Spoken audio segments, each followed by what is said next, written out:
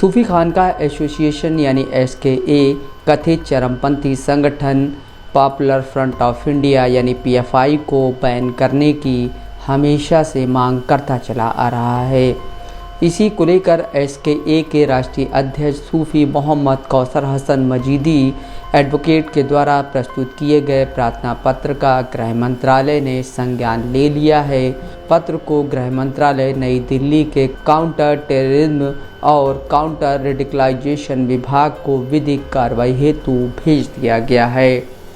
सूफी कौसर ने बताया कि उनके द्वारा पिछले साल PFI के रजिस्ट्रेशन को कैंसिल करते हुए उसे बैन करने की मांग का पत्र गृह मंत्री को भेजा गया था। उन्होंने कहा कि करीब 1 साल पूर्व दिए गए प्रार्थना पत्र पर कार्रवाई हेतु निर्देशित किए जाने से इस आशय को बल मिलता है कि सरकार PFI को प्रतिबंधित करने की दिशा में गंभीर है। साथियों, अवगत ये कराना है कि दिनांक 10 सितंबर 2021 को एक पत्र मेरे द्वारा माननीय गृह मंत्री महोदय को लिखा गया था, जिस पर गृह मंत्रालय द्वारा संज्ञान लेते हुए उस पत्र को गृह मंत्रालय की ही counter terrorism and counter radicalisation department को भेजा गया है।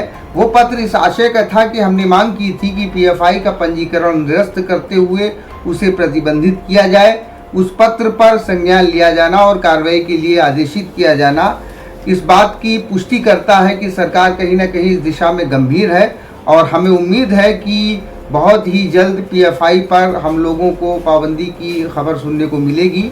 और इसके साथ ही मैं गृह मंत्री जी का धन्यवाद देता हूं कि उन्होंने हमारे पत्र पर संज्ञान लिया और कार्रवाई के लिए इसको भेजा। सितंबर 2021 में सूफी कौसर द्वारा प्रशासनिक सुधार और लोक शिकायत विभाग में PG पोर्टल के जरिए ऑनलाइन पत्र भेजकर शिकायत दर्ज कराई गई थी।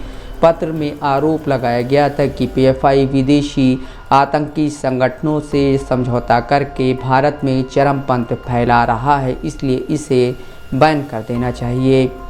गुरुवार 1 सितंबर को विभाग द्वारा पत्र को काउंटर टेररिज्म और काउंटर रेडिकलाइजेशन डिपार्टमेंट में भेज दिया गया है। साथ ही कहा गया है कि विभाग राष्ट्रीय सुरक्षा और सार्वजनिक व्यवस्था को प्रभावित करने वाले सभी संगठनों की गतिविधियां सुरक्षा और कानून प्रवर्तन एजेंसियों की निरंतर निगरानी में हैं।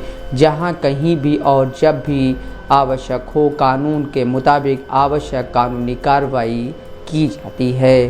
नफीस अहमद, दस्तक लाइव न्यूज़, कानपुर।